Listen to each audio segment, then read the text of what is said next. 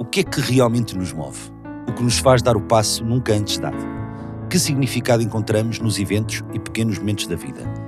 Qual a essência do que nos faz vibrar?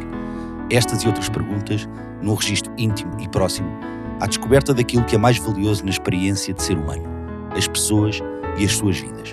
Porque todas as vidas são grandes vidas. Uma aventura no mundo do propósito, de cada um, mas também das organizações e das comunidades que criamos. Apertem os cintos. A viagem vai começar. Olá Isabel, olá a todos, bem-vindos ao É de Propósito. Eu chamo-me Duarte, tenho comigo o Frederico. Eu sou o Fred. Isabel, primeiro de tudo, obrigado por teres aceito aqui este nosso convite para conversar, sem guião, não te mandámos grande coisa. E assim, a primeira pergunta, e gostamos sempre um bocadinho de conhecer a tua história e de onde é que vens, para onde é que vais, se souberes. Mas, no fundo, quer dizer, quem é Isabel? Se aquela pergunta... Perguntas difíceis. Vou declarar a quinta emenda de forma metafórica. A Isabel está nos perdidos e achados. Portanto, a Isabel está em parte incerta. Então, Isabel, quem é a Isabel? Sabem quem é a Isabel? A Isabel é uma mulher, isso eu tenho a certeza com muita propriedade. Tenta ser uma mulher com M grande. Aprendeu a gostar muito das qualidades intrínsecas do seu género, da força que o útero e que ter um ventre, que ter uma vagina nos dá mesmo. A Isabel também foi passando por múltiplos partos. Acho muito engraçado, a vida dá-nos essa possibilidade. Eu acho que nós podemos morrer só uma vez fisicamente, mas podemos nascer imensas vezes. E, por exemplo, este ano de 2023 para 2024 foi claramente um ano de parto. Nem sei se não foi uma cesariana, porque acho que teve alguma anestesia, teve muita intervenção médica. Portanto, foi uma coisa com alguma... Eu não tenho essa necessidade, fui perdendo essa necessidade de me definir, porque apesar de eu não ter a certeza se eu confio na sabedoria da fluidez, ou seja, do livre-arbítrio, eu não gosto muito de me pré-condicionar e aprendi isso, fiz uma academia toda certinha, tentei fazer as coisas by the book, como acho que nós tentamos todos fazer, não é? O casar, os ter filhos, ter uma casa com ritmo saudável, uma família feliz, e depois percebi que o postal não me fazia feliz, e depois isso é uma grande inquietação quando tu percebes que a fotografia é boa, mas ela não comunica uma verdade ou não uma verdade inteira, e então onde é que está essa verdade? E depois percebi a importância das coisas que às vezes nós tendemos na vida a arrumar, que é a inquietude, que é a curiosidade, que é o constante questionamento das coisas, que é a insatisfação. E depois eu percebi que eu podia fazer um coquetel muito inteligente se soubesse aplicar isso, olha, em microdosagem, que agora é uma palavra tão em voga, na minha vida. Ou seja, eu não tinha que me arrumar, também não tinha que ser a desarrumada, mas podia viver bem com essa microdosagem de caos e de inquietude e de fervescência. Acho que há uma coisa comum que eu sempre tive, talvez tudo o resto esteja em permanente transformação. Acho que tenho as minhas virtudes muito bem definidas. Diria, e posso dizer à boca cheia, que sou uma pessoa boa. Ou seja, não preciso dessa validação externa, mas faço para recolher, não é? Porque a bondade emerge da partilha ou das ações que tu praticas com os outros. Mas podes ser um bocadinho mais específico em relação a isso da bondade? O que é isso de ser boa? Acho que sou uma pessoa que tem uma espinha dorsal forte, que se inquieta com utilizar só esta dimensão de espaço e tempo sem que ela impacte de alguma forma ou melhor a vida dos outros. Acho que tenho uma certa consciência de que esta senha que me foi dada, não é? Não pode ser casuística, e que a experiência da vida não pode ser apenas o meu tubo de ensaio, circunscrita ao hedonismo das minhas experiências de prazer, e que, portanto, que há uma escala do bem que se eleva e que te eleva, não é? E, portanto, isso foi sempre muito permanente em mim. Nem sempre soube canalizar essa energia do bem, mas não me basta ser só boa para mim, ou seja, eu gostava de conseguir ser boa para os outros, mas, quer dizer, não minto, não mato, mas não tem só a ver com as coisas mandatárias que estão lavradas na história das religiões, mas sinto, aliás, eu até gosto mais de dizer, sem que pareça pretencioso, que sinto que sou uma pessoa relativamente virtuosa. Pronto. Ih, chique, agora já foi assim. Uau, toda bold, com bem elogios. Mas estava a dizer que há uma coisa que sempre foi constante em mim e que às vezes eu tinha vergonha, porque nós vamos tendo vergonha de algumas características que não são propriamente mainstream ou muito sublinhadas na sociedade, muito acarinhadas. Uma delas é o apetite. Quando eu falo do apetite, falo mesmo do apetite por comer, que depois deriva no apetite pela vida e noutros items, e noutros versículos também muito interessantes, dos quais é muito importante ter apetite. Acho que nasci com muita fome de vida. Acho que a manifestação que eu tenho na culinária, o facto de eu gostar de cozinhar e o facto de eu gostar muito de comida de forno, dos cabritos, das chanfanas, dos arrozes de pato, dos rojões, tem muito a ver com a minha metáfora da insaciabilidade. E da procura. E depois porque essa comida parece que é tosca, parece que é tudo mandado lá para dentro. Eu de alguma forma identifico-me com aquilo. Aquilo é a microdosagem sim, do caos. É de tudo do caos, mas depois leva uma certa temperatura no forno e muitas das vezes aquilo fica em repouso.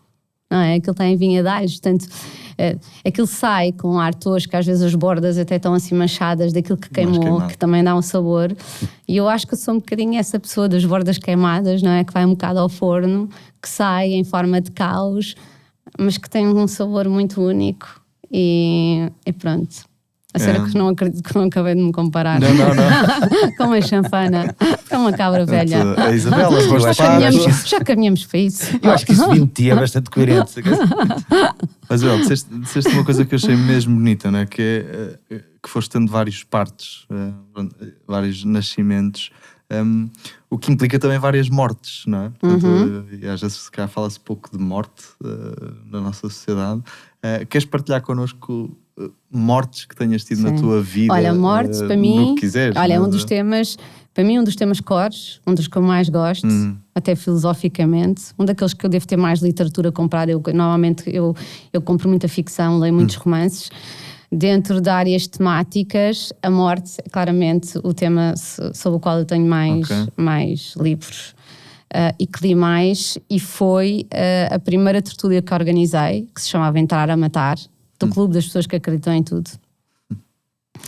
Era exatamente sobre a morte e eu queria ver a morte assim de uma forma até escatológica e mais biológica, e convidei uma médica para falar do processo físico da degeneração do corpo, o que é que acontecia. Eu lembro que havia uma tábua de queijo e as pessoas depois não conseguiam comer, ficavam assim tipo com o chourição em suspenso, porque ela estava a explicar como é que o corpo secava e e as pessoas sentiam-se. É tão engraçado que a morte inibe imediatamente a vida. Quando devia ser um motor, devia ser um acelerador da vida. Sim, no entanto faz parte dela, não é? Faz parte. E no momento uma hora, não é? Que se dizia, e o próprio Carpe Diem, mas tipo a vida no momento. Eu lembro-me sempre daquela imagem, e é engraçado que às tantas eu comecei a estudar. Olha, comprei um livro muito giro, que é muito curtinho, que é um ensaio sobre a morte da Maria Filomena Mónica, que é muito interessante. Como é que Há se chama vários o livro livros, já agora? Chama-se ensaio sobre a morte. Sobre a morte. É muito curtinho, mas ela é uma socióloga e de facto ela fala daquilo do ponto de vista pessoal, mas sempre numa perspectiva muito sociológica, e fala um bocadinho da questão da morte cerebral e da morte do coração, e como a partir dos anos, do princípio dos anos 80, antes decretava-se a morte quando o coração deixava de bater, e hoje é quando o cérebro deixa de funcionar. Isso não deixa de ser uma metáfora engraçada do amor para a razão, não é? Agora é quando a razão, não quando o coração. E então há uma data de metáforas muito interessantes que se pode fazer sobre isso. Mas falando e voltando às mortes dentro da morte, eu acho que a coisa que eu mais pedi a partir do momento em que eu comecei a fazer uma tentativa de journaling, embora eu não goste, porque eu já partilho muito nas redes e depois cansava-me de estar a escrever diariamente, a derivar para outros cadernos, já o faço, não. Assim, o desígnio, talvez o desejo mais importante que eu fui escrevendo e repetindo era: eu quero aprender a morrer. E eu acho que não só o ensinar a viver, nós dizemos muito, é mais clichê, é mais fácil. We can relate, não é? Estamos aqui vivos, respiramos, oxigenamos. Mas acho que aprender a morrer é muito necessário à vida, sobretudo à fruição da vida. E tem exatamente a ver com esses momentos que nós temos que enterrar. Uma vez eu tinha uma aluna minha que veio ao workshop. Eu normalmente não faço muita ronda das profissões, fazia ao princípio e depois percebi que não era muito importante esclarecer de onde é que elas vinham, e que dava àqueles que tinham umas profissões mais interessantes ou artísticas um certo elan, e aos outros um certo desespero quando chegava a ver dizer que eram contabilistas ou advogados ou fiscais ou coisa. Depois os pilotos gostavam, os psicólogos também, os médicos, os juízes, ou os artistas, os desempregados, os herdeiros. Pronto, havia ali por acaso houve uma que disse com muita autoridade que era herdeira, e ficou tudo... Também é uma coisa muito pouco comum em Portugal, porque as pessoas têm que sempre justificar que têm um sítio de utilidade e têm muita vergonha em ter dinheiro. E ela disse, não, eu tenho imóveis a rentabilizar, portanto não preciso trabalhar, estou neste discurso e faço... Ficou tudo com muita vontade de ter essa categoria profissional. Mas houve um workshop em particular que estava lá uma que disse, bem, eu tenho um negócio, pronto, é um bocado, não sei o quê, sou dona de uma agência funerária. E depois eu disse-lhe a ela, olha Helena, no final do workshop eu quero falar contigo porque nós temos que montar um negócio. E ela montou um negócio. Eu, sim, com a tua agência.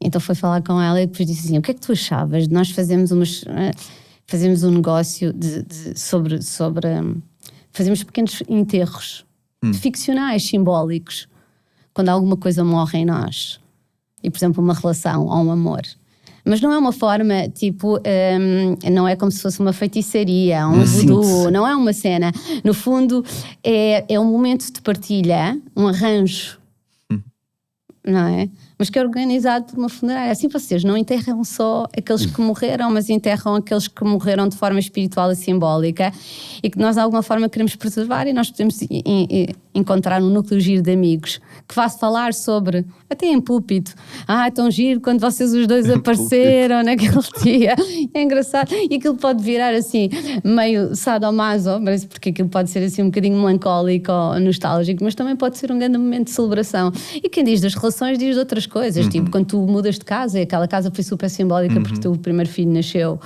ou quando lá está, como eu, vais fazer um caminho de Santiago e de repente sentes que atravessas a floresta e quem saiu do outro lado não é a mesma pessoa, e tu ficas a olhar para trás, mas gostavas depois talvez um dia honrar aquele momento, repetindo, revivendo. Então achei que era interessante, mas ela não pegou, mas se calhar quem sabe fazer esta sim. Acho que efetivamente há duas disciplinas da vida mundana das quais nós estamos muito carentes, que é o aprender a amar e o aprender a morrer. Sem dúvida. Tu sentes que essa tua vontade e procura, não é? E não é assim tão normal as pessoas terem tão arrumado esta lógica que estavas a referir, de as pessoas procuram como amar e querem saber morrer, embora não falem sobre isso.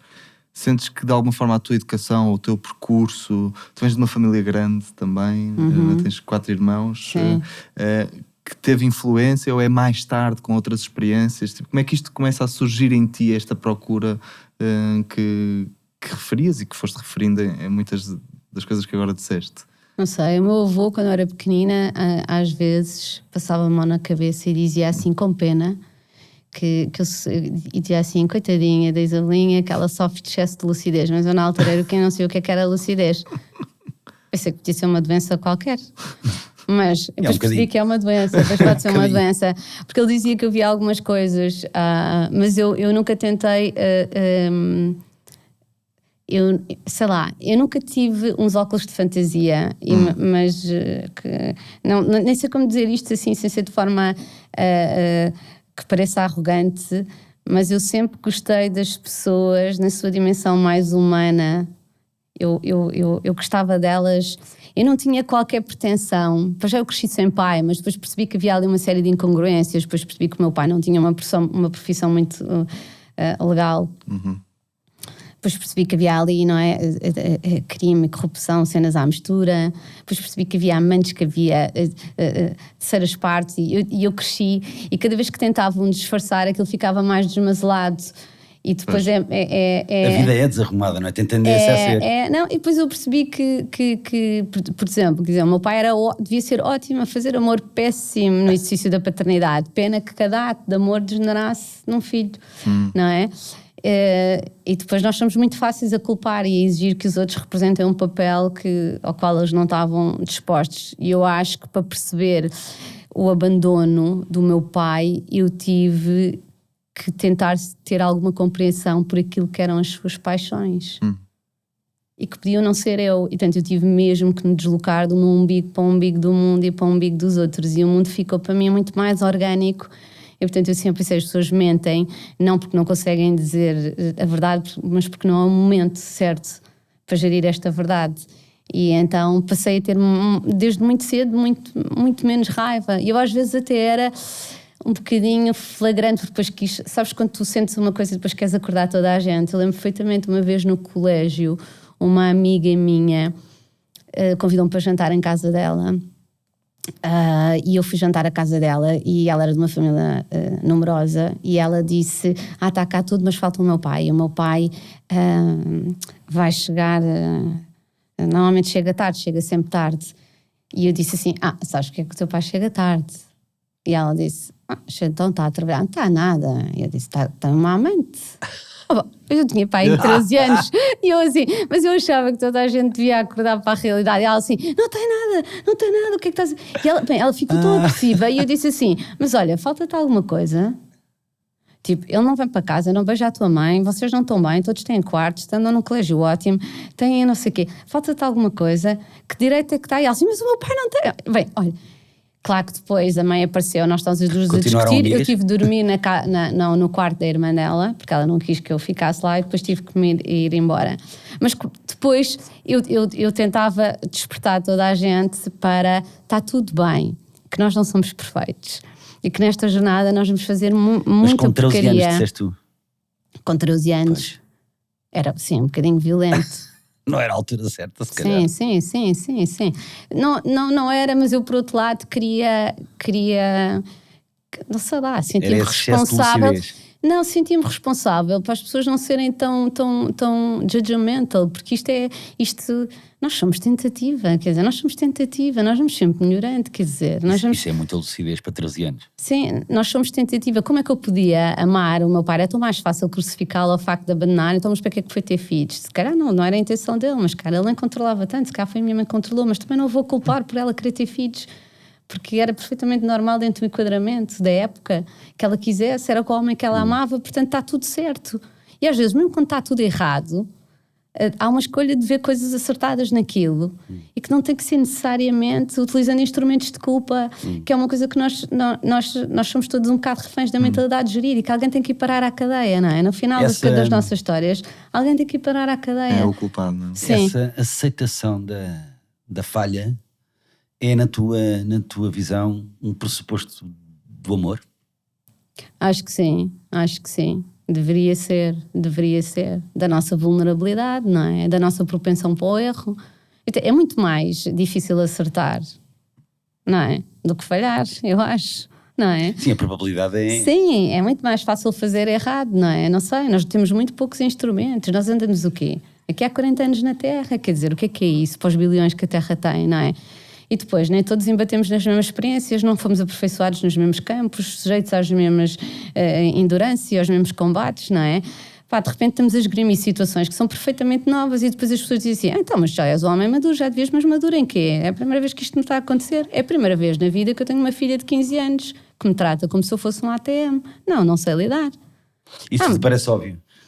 Parece óbvio, mas não é óbvio. Óbvio é a culpa, não é? De tu achares que tinhas de ter um pré-agreement, não é? Com uma metodologia qualquer que era imediatamente acionada face àquele protocolo, porque já viste em filmes, porque já leste em livros. Mas depois nós não somos um livro e não somos um filme, não é? Somos emoções, hormonas, não é? Células vivas, não é? Que damos átomos e energia, e portanto, quer dizer... Estas combustões não se dão exatamente dentro dos quadros morais que nós desejávamos, não é? E por isso muitas vezes fazemos coisas erradas, e às vezes com muita consciência de que estamos a fazer. Mas temos que ser mais benevolentes uns com os outros, porque Porque de facto o mundo ficava melhor. E és mais benevolente contigo? Sou connosco, dá jeito. Mas muitas vezes começa aí o processo vicioso, não é? Que ser somos crítico, muito mais críticos e muito menos benevolentes connosco do que somos com os outros, sim. Sim, isso é verdade. Casa de ferreiro, espeto de pau, não há pai. Não é? É sempre assim. É sempre assim. Sim, mas eu não sinto no sentido crítico em relação a mim. Eu sou exigente com a aplicação do meu tempo, sempre fui. Tive uma fase na adolescência muito, muito crítica em que não dormia, porque achava que cada tempo tinha que ter um aproveitamento. E não me lembro da minha mãe ter ficado muito preocupada. Depois levou-me ao psicólogo. Porque houve uma fase em que ela achava que eu era muito burra ou sobredotada. Não sei, ela estava na dúvida. Ela estava na dúvida. Porque eu fazia muita coisa, eu acho que depois eu claramente não era sobredotada. Ela não teve coragem de dizer que eu talvez fosse burra. Mundana, também ninguém quer dizer de um filho, olha, ele é vulgar. Sabes como é que é? Ele é vulgar. E então, mas ela levou-me a uma série de testes de coisas, não sei, estava à espera que eu tocasse uma sonata qualquer no piano e não sei, que eu nunca tinha tocado piano. Eles puseram mesmo a tocar piano. Eu disse, mas o que é que... Tipo, é suposto sair daqui? Mas pronto, mas isso porque eu tinha muito aquela cena de lá está, de Camões, daqueles que da lei da morte se vão libertando, e eu tinha a ideia que eu tinha que operar ao nível do inesquecível e que a minha vida tinha que ser, que é uma frase que eu uma vez disse a um rapaz, e essa ficou icónica na minha história, numa relação. Porque ele disse, não julgues que eu não te vou esquecer. Estávamos a terminar o namoro e ele disse assim, a tremer, não julgues que eu te vou esquecer. Os rapazes naquela idade, as raparigas são um bocadinho mais maduras, não é? Ele era assim meio lingrinhas e eu também por acaso me era um bocado lingrinhas, mas não faz mal. Mas ele disse assim, não julgues que eu não te vou esquecer como os outros, que eu vou te esquecer, e não julgues que eu não sei o quê. E eu disse assim, não, tu não vais esquecer, porque eu opero ao nível do inesquecível. Olha, mas isto saiu-me, e ele deu-me uma gargalhada, assim como estás a dar, e eu dei uma gargalhada também, porque eu pensei, que idiota, mas a frase é linda, mas eu nem sequer sabia o que é que eu estava a dizer, e ele assim, operas ao nível do inesquecível. E depois repeti sempre essa frase e tentei colar-me ao máximo, porque eu pensei, efetivamente, não há nada de errado em tentar operar ao nível do inesquecível. Tem que ser épico. Isso significava que cada dia, sabes, quando tu vais às finanças ou estás a firmar um contrato de arrendamento e tu rubricas cada canto da folha, tu devias fazer o mesmo com os teus dias. Todos os teus dias deviam ser rubricados. Ou seja, todos os dias tinham que ter um apontamento diferente. E tu até podes fazer o mesmo jantar, continuar a ver aquela série, mas se calhar mudas a luz, ou se calhar naquele dia abres um vinho diferente, ou brindas a uma coisa que tem que ver. Nós temos essa hipótese, nós temos essa dádiva de marcar a diferença nos nossos dias. Eles não podem ser só um somatório Estou-me a sentir pressionado. De quê? Em assinar? Não. Em rubricar o teu dia. É difícil, porque como é que se faz isso? Não é? Será que no é dia a dia, difícil? quando entramos na rotina do dia a dia, tanto. eu adoro e concordo. Pois, eu também não sei, mas eu tento, eu acho que tu tens que ter um bocadinho de ATL em ti. Ok, de trabalho interior. De animador de tempos livres. Tens que ter um bocadinho dessas características de a fome ajuda, e depois tens que te sentir uma certa obrigatoriedade em dar-te isso, não é? Nós somos o nosso primeiro fornecedor, não é? Claro. E cliente. Portanto... E cliente. Pois, e cliente, e portanto eu sei que o meu cliente é exigente ao nível da experiência e da fruição, e então ele não se vai ficar. Uma das coisas que tu nunca podes ser, e que eu acho que eu não sou, pelo menos naquilo que diz respeito aos meus prazeres, e isto pode ser egoísta, eu não sou preguiçosa. Portanto, eu se quero comer umas gambas com sal, e tem que ser flor de sal, eu não ponho um sal de merda saturado, daquele que sai de coisa, eu vou comprar e eu saio, mesmo que esteja a chover, a flor de sal. E porque eu vou, e o facto de tu te encaminhares para que a experiência seja o mais completa possível também diz muito de nós. Tipo, tu não deixas ao acaso, aquilo não fica fragmentado. Tu sonhaste com a experiência inteira, está ao teu alcance e buscar a experiência inteira. E então eu normalmente faço isso, por isso é que depois ando com a flor de sal dentro da coisa, porque às vezes o sal... A minha avó dizia isso, que as pessoas deviam andar com um galheteiro. Que ela dizia que as pessoas eram insonsas. E eu gosto da ideia de temperados, sabes? Depois um bocadinho É de sal. engraçado que essa tua forma, enfim, talvez um bocadinho hedonista de viver, mas que é bom, de aproveitar o momento, de não querer ser um momento qualquer, mas ter que ter um tempero especial, de rubricar os teus dias. Isso é uma característica muito tua, em tudo o que fazes. É uma sede, como tu próprio descreveste, é uma sede de vida. A minha pergunta é, uma pessoa que tem muita sede, quando é que uma pessoa se encontra satisfeita? Nunca podes. Nem nunca podes.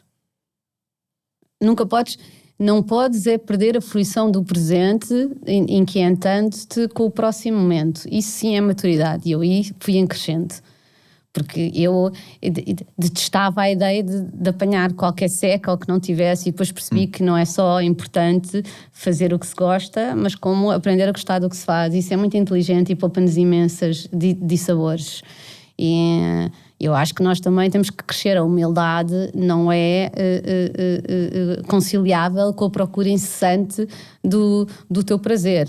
O que eu estou a dizer é nós não sermos preguiçosos em relação à nossa excelência, porque depois ela deriva e transborda para os outros, não é? É mesmo, se eu não estiver bem, quem é que não está? Aquelas merdas que se dizem nos anúncios, mas é verdadeiramente bom. E depois isso vai-te escalando, não é? Quando alguém dizia, sei lá, uma vez ouvi uma frase, depois até fiz uns almoços com algumas pessoas à volta desse tópico, mas as pessoas não acharam que era muito pertinente. Não, pertinente, ou seja, que isso não os apoquentava quando, já não me lembro quem é que era, não quero citar mal disso, falhei na capacidade de fazer coisas extraordinárias. Isto era num podcast qualquer que eu ouvi, não sei se era a beleza das pequenas coisas, não sei. Era um político qualquer. E aquilo angustiou-me imenso. Eu pensei, que horror, como é que se pode falhar na capacidade de fazer coisas extraordinárias? E depois lembro-me logo uma frase que a mim também me apoquentou muito, que era uma frase que diziam de Delfim, o filho do Luís XIV, Luís XV, que tinha todas as capacidades, menos a capacidade de as usar. Eu pensei, que horror. Que desespero. Que desespero. Mas nós às vezes somos dotados das capacidades, mas não temos a capacidade de as usar. E às vezes não é por falta de engenho, é por preguiça. Porque nós temos que ir procurando circunstâncias que nos desafiem. Só nessas circunstâncias nós vamos descobrir que de repente, afinal nós tínhamos aqui uma faca e afinal é que tem aqui uma... De onde é que vem essa preguiça? De onde é que vem essa preguiça? Vem de um medo? Vem do medo, da necessidade de conforto, da necessidade de cabermos dentro de uma caixinha, de ter a vida arrumada, composta, não é? Das coisas serem certas, não é? De eliminarmos ao mínimo a insegurança, o desespero e a ansiedade, e depois vivemos ansiosos com tudo aquilo que não temos, que não conseguimos explicar como é que não está materializado naquele grau de conforto, porque não está, porque depois está dentro de nós, e depois tu vês toda a gente à procura da inner child, não é? A respirar, a atirar-se para banheiras geladas, a fazerem micro dosagens nas drogas, nas coisas, nos festivais, a ir aos níveis da transcendência, não é? Anda tudo nos perdidos e achados. E tu achas que somos moldados para estas caixas? Ou somos nós próprios que nos moldamos? Como é que chegamos aqui, não é? Ou como é que... Eu acho que nós temos uma certa propensão, desde os caçadores-recoletores que nós andávamos para lá e não sei o quê, mas depois fomos arando a terra e fazendo não sei o quê, e obrigou-nos esta capacidade de medir as estações e de permanecer, não é? Deixar nómadas e de ficarmos sedentários. Do sedentário ao preguiçoso vai uma folha de papel vegetal, isso eu já percebi. Não é? Porque eles às vezes estudaram, eu lembro-me em Inglaterra, estudaram restos fossilizados encontrados há 4.500 anos e compararam com os residentes naquela aldeia e eram parentes. Portanto, visto o que é que eles deslocaram, e pensas, foda-se, já não deviam estar tipo, lá da Mongólia, estás a ver? Saíram dali. Não saíram dali, e se calhar porque estavam ali bem. E eu acho que uma das coisas que nós temos é de parar de dizer aos outros o que é que está correto. É assim, é tipo, como é que se faz? Eu não sei se aquilo que eu estou a fazer é o melhor para mim. Eu sei que tenho que diminuir o desconforto com os meus apetites, tentar perceber ao máximo quais é que são as minhas drives. E depois não ser estúpida nem arrogante o suficiente para pôr isto num livro. Tipo de autoajuda, como é que se faz a arte do desapego? Porque o meu desapego não é o teu desapego. Mas quer dizer, se puseres um livro, também não obrigas ninguém a consumir aquilo. Não, o que eu estou a dizer é que eu gosto pouco de posologias universais e de diagnósticos. Nós somos diferentes. Eu sei que quando nós temos de coração partido, a mesma música bate a muita gente, porque aquilo é feito assim, e porque os nossos traumas e as dores são mais ou menos parecidas, embora os motivos e as pessoas difiram. É a saudade, é a memória, é a ausência, não sei quem é, tudo aquilo bate. Mas eu acho que tem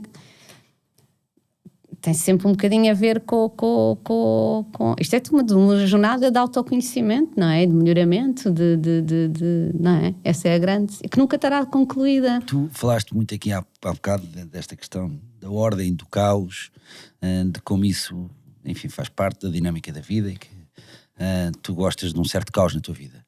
Mas quer dizer, e não gostas de ser condicionada. Mas há limites. Que indicadores é que são os que usas para saberes quando é que estás a atingir o limite de alguma coisa e é preciso dar a volta para o outro lado? Não sei, mas eu acho que eu sou conservadora. Eu digo que não tenho. Acho que mesmo assim, sei lá, por exemplo, tenho uma vida muito plausível, não é? O que é uma vida plausível? Precisa que eu não ando de moto sem capacete, por exemplo, tinha imensa vontade. Com um balde de pipocas, estás a ver, com as pipocas a saltar. Tinha imensa vontade de fazer coisas que nós estamos excessivamente regulamentados, né? É tipo, quase que não dá para fazer nenhum cinto de segurança, é cliques por todo lado, coisa. Não pode fumar aqui, não pode levar o copo para fora, não pode não sei o quê, é na passadeira, olha o semáforo, pipipi, pois é a coisa, já é os menus em braille, já é tudo, é muita informação. Mas não quebras regras? Eu faço por ter uma convivência pacífica e muito harmoniosa com os outros seres humanos. Eu não quero muitos deles muito ao pé de mim. Eu sou meio bicho do mato. Não gosto de grandes, não sou muito groupie. Gosto, mas sou super respeitável. Aliás, eu sou muito simpática, tipo, no tratamento com as pessoas, no supermercado, não sei o quê. Eu tento sempre deixar um rastro de purpurina. Olha, é a minha única forma de cor, não uso nos festivais, mas quando circulo, tento estar acima do normal. Ou seja, mesmo agraciar a pessoa, dizer à senhora do Lila, ai, são tão bonitos os seus óculos, ou gosto muito da cor das suas unhas, digo sempre qualquer coisa, mesmo que seja palerma, tento dar um apontamento deixo um toquezinho de generosidade, ensinei os meus filhos a fazerem isso. Eu disse, não sei se vocês vão ser ricas, se vão ser pobres, se vão ser espertas, se vão ser burras, mas há uma coisa que vocês têm que ser sempre, que é simpáticas, porque está na nossa corrente sanguínea. E têm que perdurar. E depois, se vocês forem muito estúpidos, muito burros e muito pobres, mas forem muito simpáticos, eu vou-vos sempre ajudar. Porque vocês são queridas. E outra das coisas é a alegria da vida. Tipo, é não perder. E eu lembro da minha mãe dizer que eu era que acordava sempre a dizer já posso viver, em vez de dizer já posso brincar. E ainda no dia ela estava a dizer isso num jantar. É engraçado. Eu deitava-me sempre com um certo desespero que o dia ia terminar. Portanto, aquela unidade de vida já estava esgotada. E eu, caraças, já acabou. Rubricado. Já está rubricada amanhã. E acordava sempre como se fosse véspera de Natal. E isso é... E quando eu não acordo, eu fico triste, porque isto é um banquete, caramba. Tu já viste? Já viste o que é que nós estamos... Já viste a experiência? Já viste os 5 sentidos? Já viste as texturas? Já viste os terminais nervosos do corpo? As coisas que nos entram por dentro dos olhos?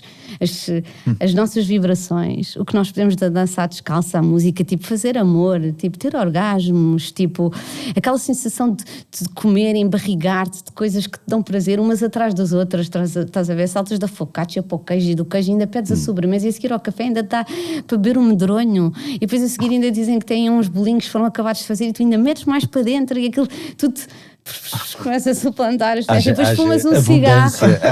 E depois fumas um cigarro e o cigarro sabe mesmo bem porque entra lá no cena digestiva. Depois vais à casa de banho e alivias e tem aquela porcaria sabe bem. É merda, estás a ver? E tipo, isto está tudo tão bem desenhado que uma pessoa te pode dizer... Claro que à parte disso há uma imensidão de problemas logísticos e de desgovernações, não é? E de parvoíce e de coisas para gerir que tornam a vida às vezes um bocadinho mais avinagrada. Isabel, eu sei que está há muitos anos, estávamos a falar de caixinhas e de as fotografias não caberem nas molduras. Eu acho que tu não cabes em moldura nenhuma, mas há umas molduras que tu própria usas para definires. Sim. Sou fotógrafa, sou mãe. Agora é mais escritora, que eu já não fotografo há algum tempo. Mas aqui há uns tempos, quando eu te comecei a seguir, sim, eras mais fotógrafa. Sim. Isso era uma caixinha. Agora é mais escritora. Sim. São caixas ou são... Não, são facilitadores para comunicar com os outros, não é? Então eles têm que saber mais ou menos quem é que eu sou. Não, a pessoa tem que se apresentar. Mas isso é o que tu fazes, não é? Quem tu és, não é? Sim, é verdade, sim, mas pronto, mas eu tentei, lá no processo da minha jornada, é bom que nós nos aproximemos, que os verbos se aproximem da nossa definição, não é? E não digas às amigas que o pai dele, sim, que o pai dela tem mancha. Sim, do nosso substantivo, não é? Não, até porque a verdade dá só a quem merece, e isso é arrogância, tu não podes acordar os outros à força, tu não podes acordar os outros à força, e isso o Saramago diz muito bem, sempre estás a tentar convencer o outro, estás a tentar manipular o outro, nós fazemos isso constantemente. Nas relações de amizade, nas relações amorosas, tentar levar os outros para o nosso lado, mas porquê? Está tudo bem. Também devíamos ser menos polarizados, portanto, devíamos respeitar e achar muita graça em ter pessoas diferentes, com correntes de pensamento diferentes. Quando as pessoas dizem, tu acreditas que o homem foi à lua? Eu disse, não, não acredito que o homem foi à lua. Não me digas que és terraplanista. Já estão a tentar validar outra estupidez tua. Estás a ver? Não. Se calhar essa parte, essa parte eu acredito que a Terra não seja plana, mas se calhar não acredito que o homem foi à Lua. E depois as pessoas entram numa coisa chocosa de, mas defende lá essa teoria, então achas que o mundo agora anda todo, não sei o quê. Mas nunca é de uma forma desconstruída e verdadeira, limpa, para te receber. É para gozar. E tem que se acabar com esse, o gozo pela diferença, não é? A inferência é para se gozar, não é para ser gozada, no sentido, é para ser fruída pelos outros, porque isto é muito mais giro se for heterogéneo, não é? E então no plano das ideias é muito interessante, mas nós também não somos habituados a pensar assim, até porque dentro da escola estamos num determinado ambiente relativamente harmonizado, não é? Se formos para um colégio particular, então temos uma ordem religiosa, um método, não sei o que, determinado, não sei o quê, porque estamos todos pelos mesmos manuais, os professores são mais ou menos contratados com base no mesmo... Portanto, é muito difícil tu desencaixar-te, não é? É muito difícil. E não está mal, porque há caixotes muito bons. Mas tu tens que escolher quem é que te embrulha, não é? Nós vamos ser sempre embrulhados em alguma coisa. E essa maternidade, fala-nos um bocadinho, como é que tu vives a tua... A maternidade, eu tenho issues com isso, ainda estou em negação. Eles já têm 18 anos e ainda estou em negação. Os textos, as fotografias... Ainda não sei. Os textos, as fotografias que tu, enfim, vais publicando com as tuas queridas filhas e as histórias que publicas, algumas delas... tremendamente verdadeiras às vezes. Sim, é isso, mas eu nunca escrevo da mãe do lugar, tanto que a minha filha Camila me acusava dizia, tu dizes sempre mal de mim no Instagram. E eu disse assim, dava-me motivos para dizer bem. Eu disse assim, quando tu cresceres vais perceber o amor que há na verdade. Quando eu digo que ela é uma criatura, ou que ela transformou, ou que virou a minha vida do avesso, ou que não consigo adjetivá-la, porque de alguma forma às vezes me sinto a mentir porque me apetece, e ela de coisa, e eu disse, ela uma vez mandou-me uma mensagem muito querida a dizer que tinha lido e que percebia o amor, e eu achei, eu sabia que ela ia chegar, ela até chegou mais cedo, não sei se estava bêbada, espero bem que não. Eu fiz print screen, gravei. Mas a minha relação com a maternidade não foi uma relação muito, olha, é frágil, como diz aqui nesta caixa. Não é fácil, foi muito assumida, não sei, eu graças a Deus, olha, fui contemporânea de uma época em eu era uma criança com crianças, portanto eu fui mãe muito nova, o que me permitiu não ter todas aquelas macaquices e todas aquelas literatura e todas aquelas bullshit. Não é bullshit, há pessoas que gostam de coisa, até feio dizer isto, vamos cortar esta parte, não é bullshit. Mas para mim, eu não queria ser educada a ser mãe, eu queria ter uma experiência que combinasse a intuição com coisa, porque senão não era uma verdadeira experiência, não é? Se dizem como é que tu vais experimentar uma coisa, não é? Que é o que há tendência a acontecer isso, não é? Portanto eu queria, e graças a Deus na altura não havia grande literatura, não é? Devia haver para aí 1 ou 2 livros, não é? Aqueles cardápios da mãe, e eu não estava muito interessada em ler livros sobre a maternidade, e portanto mesmo fisicamente tive uma relação um bocadinho estranha, apesar de ter tido gravidezes muito fáceis, fiquei sempre magrinha, estava impecável, sentia-me bem, fazia ginástica, não tinha contrações, não tinha dores, não tinha enjoos, bebia o meu vinho, fazia a minha cena, não respeitava nada das alimentações que o médico dizia. Portanto, biologicamente apta, mas... Não, tomava coisa, depois quando a criança nasce, quer dizer, o processo de ser mãe e pai, o processo da paternidade, da maternidade, é de uma irresponsabilidade. Foda-se. Então, conta lá. Não, porque imagina, é como se tu tirasses, como se estivesse a fazer download de uma coisa e tirasses o carregador, tipo, remove USB-C, e de repente já estás a fazer download de outra merda qualquer. Tu outra merda não, que é uma criança. Então, tu ainda não fazes puta ideia o que é que o mundo tem para oferecer. O teu lado sombra ainda nem sequer te foi desvendado. Tu ainda nem sequer sabes a criatura feroz, miserável, inumana, estúpida, parva, inconsequente, incongruente que tu és. E de repente estás a tentar educar um Messias. Opa, parece-me assim um bocadinho, tipo, parece logo que vai correr mal. Acho que se calhar faz que está um bocadinho alta no Messias, não? Não, mas quando tu dizes o Messias é uma criatura que seja adorável, que seja amada, que respeitada pelos outros, que faça o bem. Então, mas dentro da lógica que falaste há bocado, devias querer educar alguém para saber falhar, não é? Não, exatamente, não, mas saber falhar, mas que seja amável com os outros, não é? Sempre com essa condição de alegria e de coisa. E tu estás a educar e estás a manipular. E que instrumentos é que tu tens, não é? Que uns tu nem tens, mal concebidos, não é? Para fazer ou potenciar o crescimento de alguém, não é? Que, em boa verdade, é suposto te superar, não é? Porque o pupilo deve superar o mestre, senão não faz-te um bom mestre. Mas não achas que não podemos pôr tanto peso nesta coisa? Não devíamos pôr peso nenhum, devia ser casuístico, e por isso é que eu tenho imenso medo dos estudos do ADN. Quanto mais eles nos responsabilizarem, melhores nós ficamos. Há imensa propensão para a autenticidade dentro da célula, não da combinação da ADN entre a mãe e o pai. Eles ainda não é muito óbvio qual é que é o contributo, e isso não é 50-50. É porque tu vês que os filhos são todos diferentes. E há filhos que nascem tremendamente egoístas e outros tremendamente generosos. E nós não podemos passar a vida a assumir a responsabilidade pelo bom e pelo mau. Aliás, é mais fácil dizer, estou parecida contigo, quando é coisas, pois ninguém diz normalmente as coisas más, não é? Nem ninguém gaba muito, nem ninguém... Tu não vês que, por exemplo, quando os filhos fazem anos no Facebook, os textos que as pessoas, eu gosto de ler, e eu pensei assim, foda-se, onde é que estão os cabrões?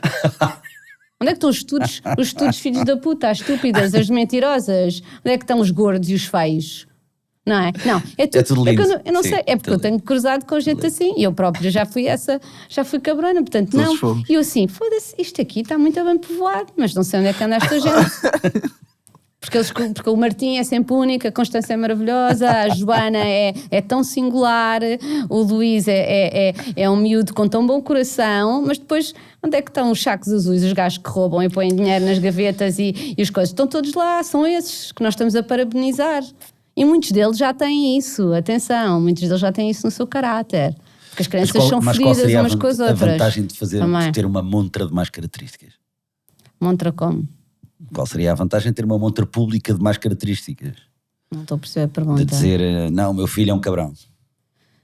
Não, o meu filho é um cabrão, mas tu podes dizer, olha, para já se calhar podes não carregar na carga de elogio que também te conduz a um pretérito um bocadinho inflamado e que se projeta sobre o outro, não é?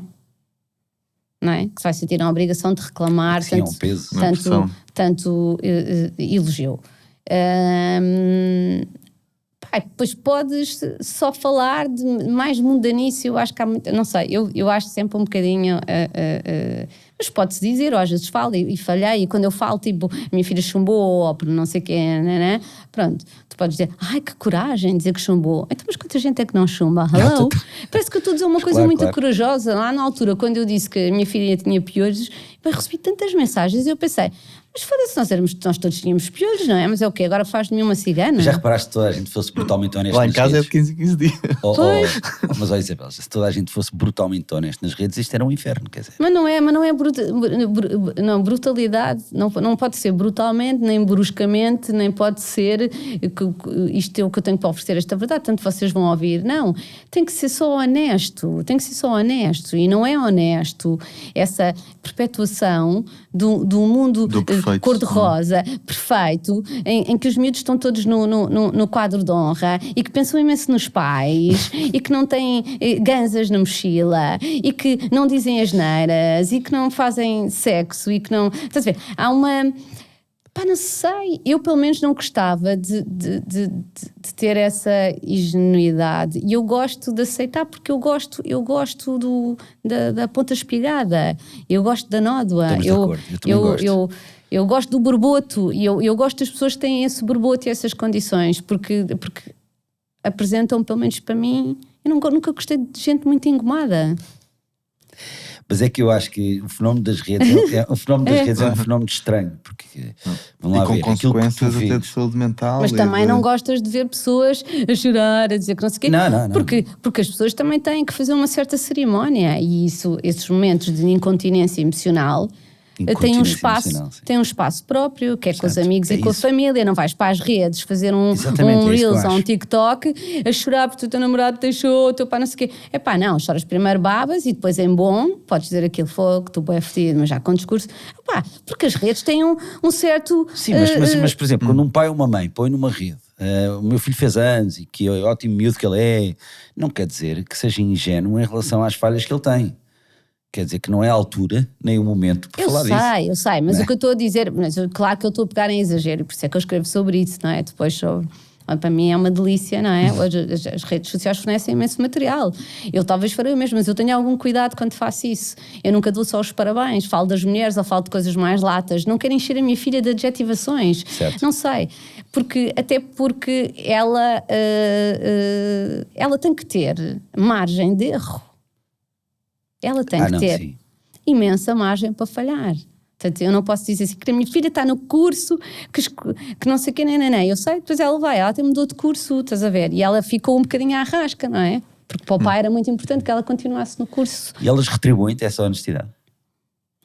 A mais nova, que é assim um pitbull, que rosna para caraças, sim, cresce por oposição a mim, está-me quase sempre a insultar, que é ótimo. Eu já disse a ela, vamos combinar que eu traumatizo-te.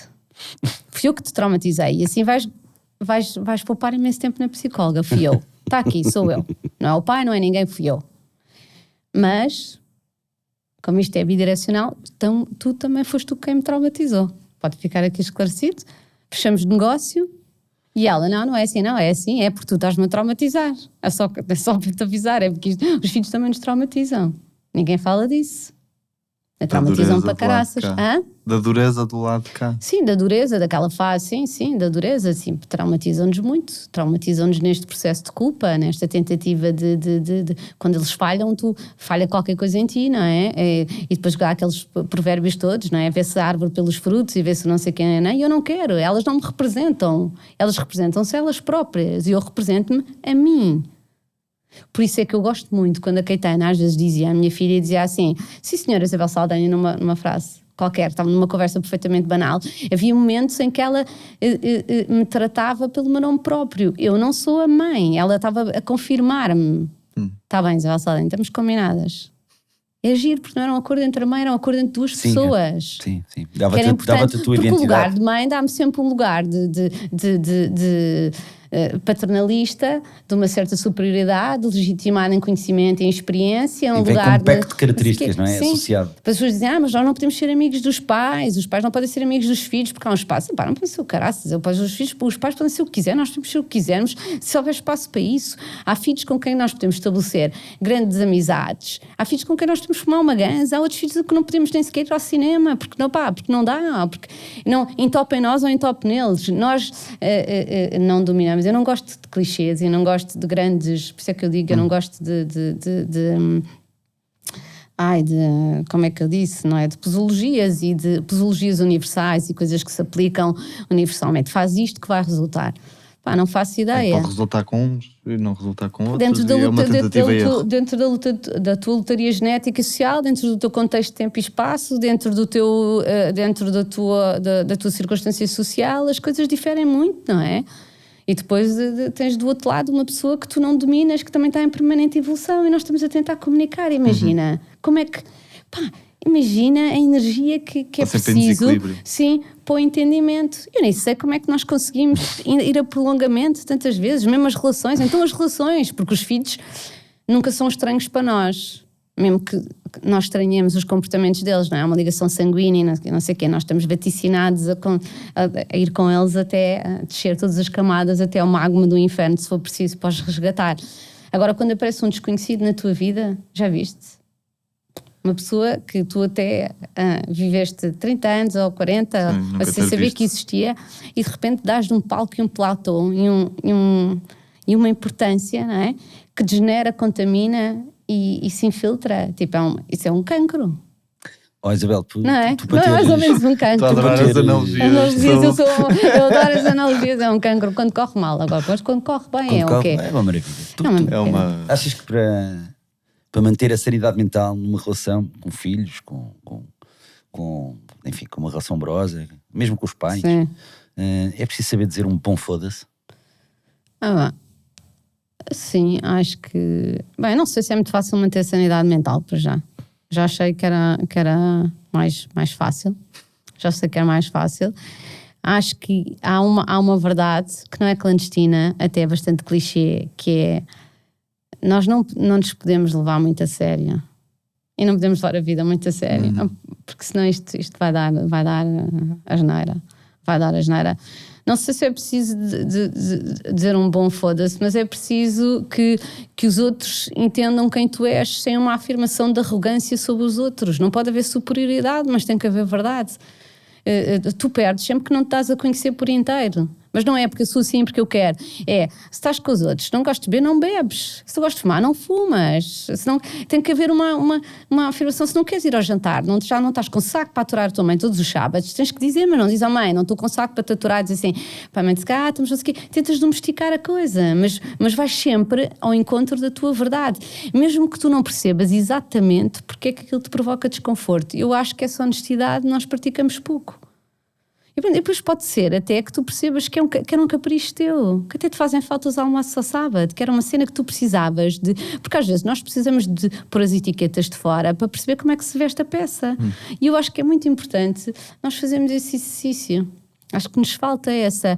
A drive tem que ser sempre o caminho da honestidade e da verdade. Quanto mais honestos e verdadeiros nós fomos, melhores condutores de energia e de amor nós podemos ser para os outros, não é? Eu acho que esse é o elemento...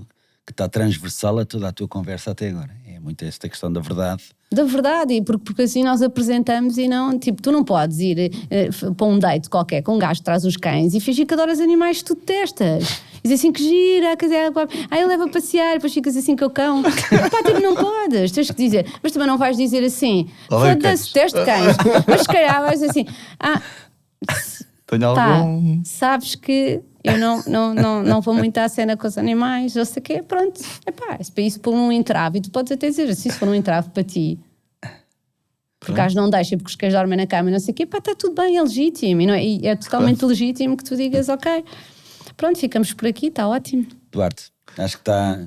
Sim, nós pedimos-te para trazer um livro. E perguntar-te se querias apresentá-lo, porque é que o trouxeste, porque é que te marcou, qual é, se quiseres pegar e mostrar. Então, porque é que eu trouxe este livro? Eu pensei na vossa proposta e depois eu tenho vários livros que me marcaram porque eu sou uma leitora compulsiva e há livros que seguramente não me marcaram mais, mas que foram mais estruturantes na definição do meu caráter, sei lá, que me deram algumas guidelines. Eu não escolhi este por causa disso, escolhi este do Alexander Solzhenitsyn, que é um Nobel russo da literatura, foi Nobel em 1970, que escreveu este livro chamado O Arquipélago de Gulag, que é um desespero. Eu não sei se aconselho as pessoas a lerem. Eu não sei se aconselho as pessoas a lerem porque é o livro mais duro que eu li e porque é escrito com tanta... Ele teve que dar um manuscrito, ele teve preso e depois ele teve que deu a cópia, porque ele foi prisioneiro do KGB, depois foi enviado para um campo de exílio durante não sei quantos anos, ainda o livro demorou muito tempo a vir cá para fora, porque fala sobre os campos na Sibéria, sobre os campos durante o regime do Stalin e de tudo, mas eu acho que quando nós pensamos que já vimos tudo e que já... escrito por estas palavras, ele tem uma dimensão tão humana, nota-se tanto isto na carne, que tu sentes o cheiro aqui do livro, tu sentes os gritos daquelas pessoas. Eu não sei explicar, mas é porque não é descritiva, é a forma como ele fala do desleixo humano e do quão próximo nós estamos de ser maus. De que nós achamos que somos bonzinhos, mas em nós está sempre um. Eu no outro dia revi aquele filme, por acaso muito giro, o American Psycho. Revi, achei muito giro. Nós estamos muito perto de ser um serial killer, eu não tenho dúvidas que estamos. No contexto certo. No contexto certo, e essa assunção também deve ser sentida, porque também nos torna menos desmazelados, lá está, e mais compreensivos em relação ao outro. Havia gente aqui que escolheu adormecer, que escolheu não ver, como nós escolheríamos, quando as pessoas dizem, se tivesse a secundária, tu deixavas que isso acontecesse. Não deixavas uma merda, deixavas sim, senhora. Se mantivessem a piscina aquecida e se deixassem os teus filhos jogar à bola no quintal, tu deixavas que ao lado houvesse uma máquina incineradora com pessoas lá dentro, como aquela gente deixou, e não era má. Tu vês aquele filme, não é? A verdade, aquele que teve há pouco tempo no cinema, que fala exatamente sobre isso, sobre aquela família que vivia ao lado do campo, e tu vês, eles têm preocupação com os filhos e eles têm... há ali pronto, não tem uma visão muito holística, mas tem uma preocupação em ser bons. Portanto, nós temos a tendência de que os maus são maus e vestem de preto, e por isso é que nós queremos esse simbolismo. A morte tem uma gadanha e anda de preto e não sei o quê. Mas o bom está muito camuflado e sobretudo está muito integrado com o bem. Portanto, este livro, eu não sou uma chorona, mas chorei. E depois, sabes, quando tu queres chorar a dor dos outros e os mortos, e queres chorar porque pensas que eles não foram chorados o suficiente, porque estamos a falar de milhões e milhões de pessoas, muitas delas morreram anonimamente sem nunca terem direito a ser. Eu ainda no caminho de Santiago, 2 das russas ortodoxas foram comigo no caminho, os avós morreram na Sibéria em campos de concentração, e elas nunca tiveram a possibilidade de enterrar os avós, estás a ver? Os nossos avós nós temos aqui, quer dizer, alguns dos nossos avós estão vivos, não é? E eles nem sequer sabem onde é que morreram, porque diziam a coisa errada, não se podia falar a verdade, ou porque um dia foram vistos a dizer qualquer coisa ao ouvido do padeiro e podia ser para mais fermento ou no pão. E eu até escolhi, eu às vezes escrevo frases nos livros, portanto eu se cá vou ler. E há uma frase aqui que é: a linha que separa o bem do mal cruza o coração de cada ser humano, e quem é que pode destruir um pedaço do seu coração? Portanto,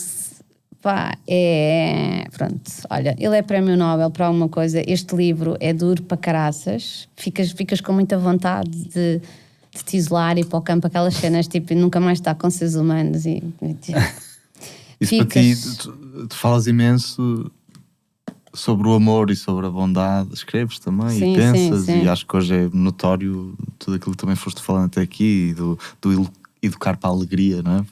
Pode ser burro ou pode ser inteligente, sim. Mas isso são expressões muitas vezes do amor, do amor aos outros, ou do amor à vida, etc. E portanto imagino aqui esta dualidade, mas essa noção de que todos nós com os triggers certos podemos fazer más coisas ou fechar os olhos a determinadas coisas, que pode ser igualmente mau, deve ser muito duro para ti. Como é que se lida ou como é que se está atento a esta tal linha que separa o coração que referias, e como é que se convive com isso no dia-a-dia? Principalmente alguém como tu, que me parece que estás sempre muito atenta nesta tua exploração e nesta tua viagem. Eu acho que tens de te frequentar a ti próprio, que é uma coisa que nós fazemos pouco. Nós frequentamos muitos lugares, muitos sítios e muitas pessoas, mas frequentamos-nos pouco. E se tu te frequentares, tu vais perceber as nuances, tu vais perceber quando é que o lado sombra está desejoso de dar aquela risadazinha maléfica de Joker, estás a ver? Qual é a tua higiene? Como é que tu te frequentas? Que práticas é que fazes na vida?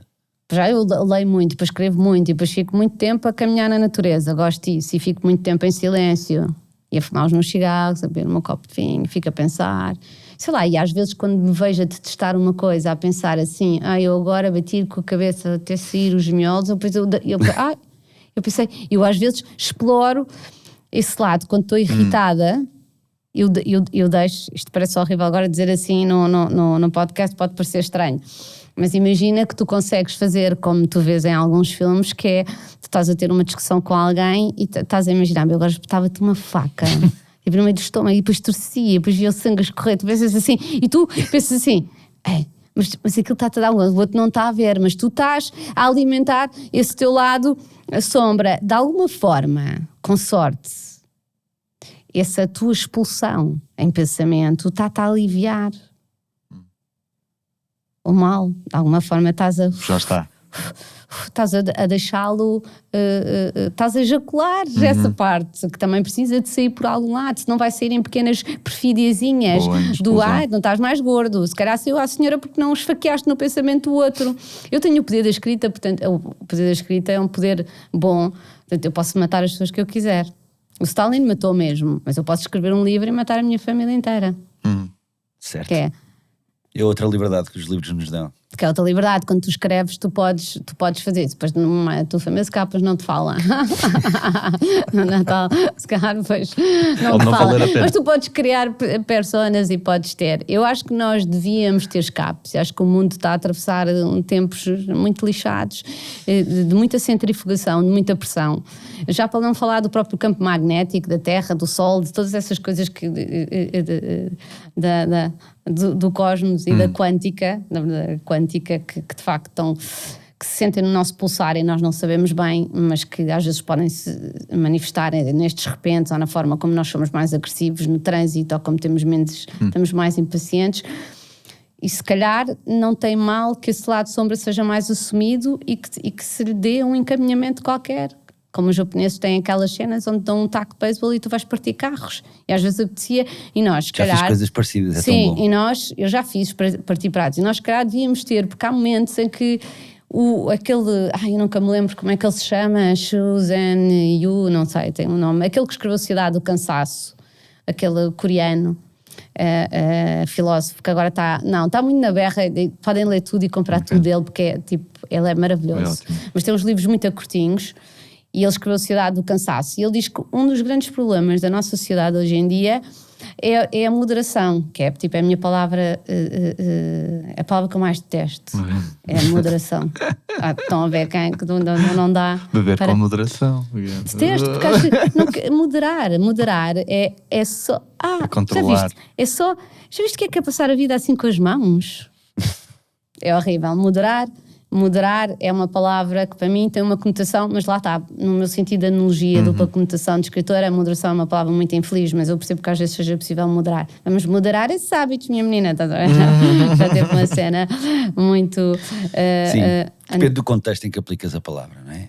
Há contextos da moderação em que vem trazer serenidade e não tem a ver com conformação. Não é? Sim, mas moderar é sempre pôr dentro de um intervalo, não é? Criar assim um certo constrangimento. E já nem sei que propósito é que eu estava a dizer isto, perdi-me no... Do autor sul-coreano. Sim, e o que ele diz é que o que falta, que o facto de nós nos balizarmos numa mediana muito moderada, que não estamos a experimentar os polos, não estamos a ir aos extremos, e que é preciso. Para qualquer equilíbrio é preciso tocar os extremos. E nós já não berramos, e nós já não gritamos mesmo, e nós já não há essas expressões de coisa. E mesmo do choro absoluto, as pessoas já não se engasgam com o ranho e não sei o quê.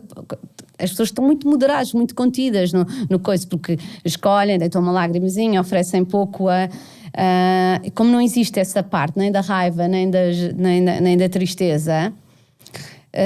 que depois nós estamos a ficar um bocadinho apáticos, não é? Que é apatia, sim. É por definição etimológica a falta de paixão. Ei, que horror! Já ninguém quer viver com falta de paixão, não é? Não. E portanto nós temos que experimentar e gargalhar muito alto. Nós também contemos, que já não se pode gargalhar muito alto, já não se pode fazer nada alto, em alto e bom som, que se ouça, tu já não podes fazer nada. Eu se calhar não sou o melhor exemplo, porque eu continuo espalhafatoso. Sim, dá um bocadinho estás a dizer, sim, mas já estás a ver, mas já estás a catalogar como espalhafatoso. O que eu digo é que está tudo bem, se a sociedade nos quer moderados, bem comportados e sérios, então tem que arranjar salas de pânico. Tem que arranjar sítios onde nós possamos ir gritar, onde toda essa javardice possa sair de nós, porque senão o que nós fazemos é nós queremos submundos, porque eles continuam a existir, e depois existe tudo o que é a dark web e todas essas cenas, não é? Que é aquilo que acontece no menos 5 e no menos, e torna-se muito mais desejável, porque se então é o sítio onde se vive a verdade, e se a verdade existe tanto no lado de sombra como no lado de luz, então eu quero ir para o menos 5. Eu quero ir para onde estão aqueles que os chamam drogados, loucos, os bêbados, mas eles estão soltos, eles lá andam todos nus, gritam e riem que se afarta, não é? Falam uns com os outros e não se importam com nada e não julgam, não é? Então afinal onde é que está o céu? Se calhar está um bocado invertido, não é? Que andamos no faz de conta e eles céu ali não... e o inferno tocam-se. Sim, mas nesse sentido que eu estou a dizer é que temos que arranjar momentos de escape. Porque tu não podes pedir a um homem, por exemplo, que tenha um homem e uma mulher que tenham uma família com 2 filhos e não sei o quê, que trabalham das 9 às 6 e depois tiram 15 dias agora de férias no verão, que alugaram uma casa qualquer, alguns em Vila Moura, onde se vão enfiar a cozinhar outra vez, mas num ambiente diferente, onde vão apanhar filas para a praia e depois vão estar nas filas para os gelados, e tu não podes chamar a isso escape, e não podes chamar a isso férias, e não podes chamar às vezes isso vida. Percebes? Nós oferecemos muito pouco. Por falar em escapes, eu cada vez que te vejo falar de vinho ou beber vinho, fico com mais vontade de beber vinho, porque vejo o prazer que tu tens no ato de beber um bom copo de vinho, que eu acho que é quase uma experiência espiritual no teu caso. É. E vi que trouxeste para cá um objeto. Vocês disseram para trazer um objeto que me definisse. Mas olha que isto é uma boa metáfora do bem e do mal. Bem, eu sei que já houve pessoas a fazerem coisas muito manhosas com saca-rolhas. Aqueles flashbacks. Sim, nunca mais esqueci essa merda, porque eu sempre colado ao saca-rolhas, não é? Mas a ideia não era a ideia, pronto. Foi um péssimo coisa, com tanto instrumento à mão, tanto picador de gelo, fogo. Um picador de gelo não é uma cena mais cinematográfica, mas pronto, este aqui tem o meu nome, foi uma amiga minha que me deu. Olha, eu fui mentora no projeto do Bora Lá Mulheres de Empreendedorismo Feminino, não sei o quê, e ela, a tipa que foste, e a tipa, a minha mentee, não é, que se diz, que tinha uma loja de vinhos, claro, já vi, só podia querer abrir. Só podia ser. E depois deu-me esta coisa, mas isto tem tudo, estás a ver? Porque isto tem um mecanismo de mola, não é? Para puxar suavemente a rolha, mas ao mesmo tempo é torcido como nós, não é? É assim, e tem uma faca, também dá para cortar, mas quando está todo fechadinho, olha, não faz mal a ninguém. Olha, parece um caranguejo, tão moderado, mas ao mesmo tempo tem peso existencial, estás a ver? E imensas utilidades. Portanto, isto de facto saca rolhas, mas pode sacar mais coisas se quiser. Depois de 2 ou 3 copos. Está sempre na minha mochila, tenho que ter algum cuidado às vezes quando vou para o aeroporto, porque já me tentaram ficar com saca-rolhas. E conseguiste passar? Consegui, porque não foi só nos Açores, foi a única vez que eu me esqueci. E depois para lá eles voltaram a embirrar, mas já passou para cá, passou para lá, não é? Então, agora não vai embirrar. E pronto. Isabel, tu que és uma mulher que fazes muita coisa, planos daqui para a frente, quais são as próximas coisas que podemos esperar dessa... Agora já aquela frase do Instagram que é ótima: não faças planos para a vida, para não estragar os planos que a vida tem para ti. Não, faz uma coisa menos moderada, por favor. Sonhos, vá. Sonhos. Faz uma coisa menos moderada. Não sei, olha, eu agora vou-te dizer, o que é que eu queria fazer? Olha, havia uma coisa, vou falar assim random, pois já quero muito voltar a viajar, tive muito tempo parada. Primeiro por causa do Covid e por não me vacinar, ainda por cima tinha esse constrangimento, não é? E do ser etiquetada logo como conspiracionista. Sim, foi giríssimo, esses períodos foram mesmo engraçados. Mas pronto, depois porque me separei, mudei de casa e portanto tive que alocar a minha poupança à edificação da minha nova morada e do meu novo lar, e portanto sinto muitas saudades, porque viagens dá-me territórios desconhecidos, dá-me a possibilidade de fotografar, que é uma coisa que eu gosto, fora de contexto profissional, e depois dá-me a parte do storytelling, que é a parte de escrever sobre as viagens. E portanto é um all-in-one que eu já comecei a saborear agora nos caminhos de Santiago e nas viagens que fiz, mas preciso de uma coisa um bocadinho fora de pé. Embora eu veja mesmo as incursões, se eu for para o Jerez e não sei o quê, como se estivesse em Myanmar, está tudo bem. Eu consigo abraçar aquilo como uma experiência, não tenho nada aquela cena do... Mas agora estava a precisar de uma coisa um bocadinho mais transatlântica, mais internacional, mais fora, e gostava muito de viajar. Depois fiquei com muita vontade de fazer os caminhos de Santiago, o caminho francês, aquele dos 300 e tal quilómetros, quer fazer sozinha, 3 meses, não sei como. Vou Também ter que gostava. 3, não são 2? São 2 meses e qualquer coisa. Desculpa. São 30 e tal dias, acho eu. Acho que são 2 meses e São Jean-Pierre-de-Pau, já fiz. Pois. Não, um mês e tal. São 30 etapas, 31, por aí. É. Mas tu podes começar... Sim, podes fazer ao teu onde ritmo. quiseres, não é? Podes começar em Roma, portanto, aí pois, sim são 3 meses de 3 Itália, meses, e aí fazes todo o sul de França, não sei o quê. Era o que eu queria. Sim. Pronto, mas não tenho guide. É que te implica ter guide, não é? Sei como. Sim, para ficar 3 meses parado. Sim, 3 tenho que meses, arranjar.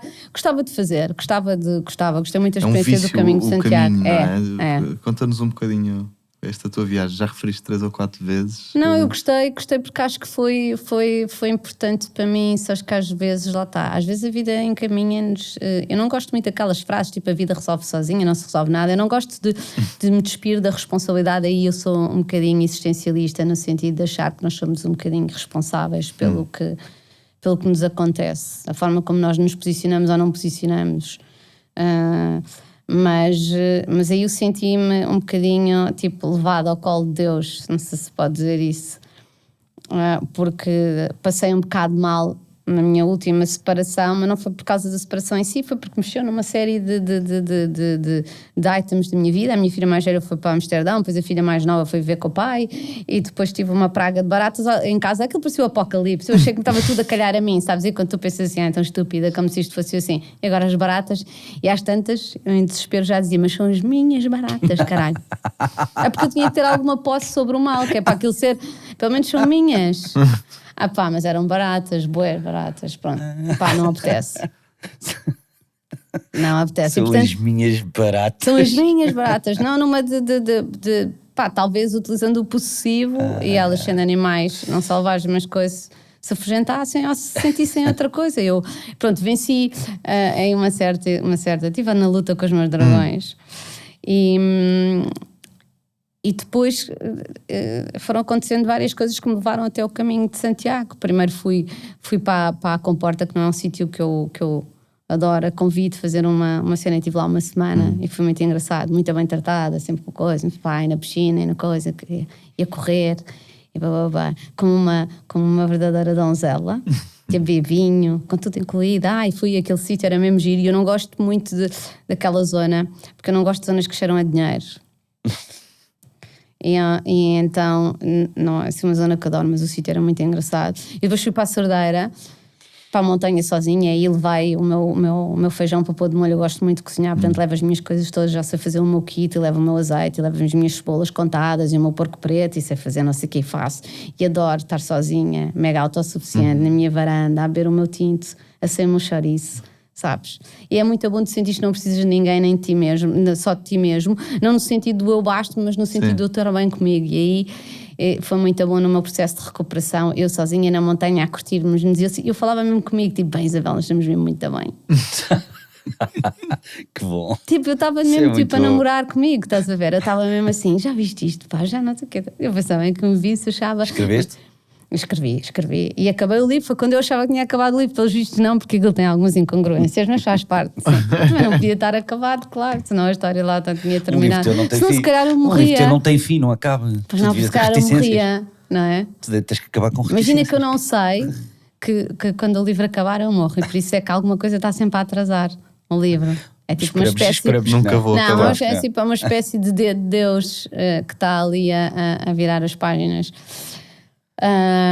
E depois a seguir eu era para ir para o Uzbequistão, imagina, a primeira viagem, fiquei toda contente, tive um convite, mas depois eles nunca mais davam resposta, e eu tinha tido este convite também para ir para Santiago, para Compostela em simultâneo. Eu pensei, Santiago eu posso ir, que toda a gente iria a qualquer altura, mas é para o Uzbequistão, ainda por cima com tudo incluído, não sei o quê. E de repente, mas não temos a certeza, ainda usou a questão e eu tinha que dizer o outro. E eu disse também que, olha, pronto, isto deve ser uma cena de Deus, estás mesmo a tramar, é mesmo para ir para o caminho da Via Sacra. Pronto, eu vou.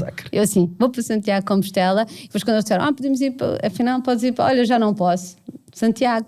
Foi perfeito, porque dentro daquela cena do livro, desse processo, juro que eu quase que senti que se houvesse uma programação divina de género assim, sabes quando tu entras num spa, assim, diz assim, agora a senhora vai beber um sumo de detox, depois a seguir vai fazer uma massagem, senti que era, agora vai para a Comporta, depois a seguir nós temos um plano de 4 dias na Cerdeira, onde você vai estar sozinha e a seguir... Leva o banho do Uzbequistão. Vai ter a aparência de coisas, mas não vai virar para essa sala, porque onde você vai sentir mesmo bem ali, junto daqueles nenúfares, Santiago de Compostela, bumba, lá fui parar a Santiago.